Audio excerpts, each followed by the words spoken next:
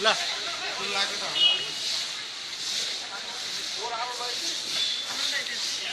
ऊपर डोल बहुते खेत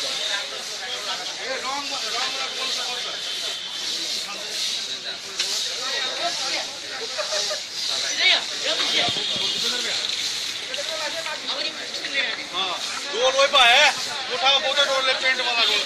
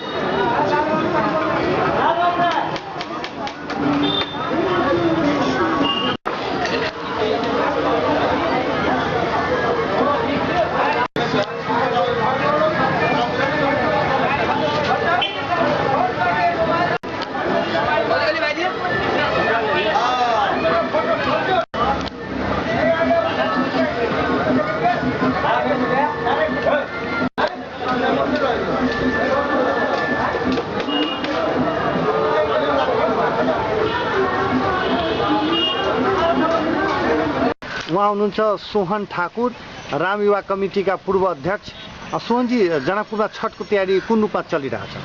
जनकपुरको छठको तयारी चाहिँ हाम्रो चाहिँ जनकपुरमा सबभन्दा राम्रो पहिला चाहिँ भारतको पटनामा चाहिँ राम्रोसँग हुन्थ्यो, तर पटनाको तुलनामा अब जनकपुरमा पनि व्यापक रूपमा चाहिँ यहाँ चाहिँ के अरे छठ पूजाको तयारी भव्य रूपमा तयारी भइरहेको छ।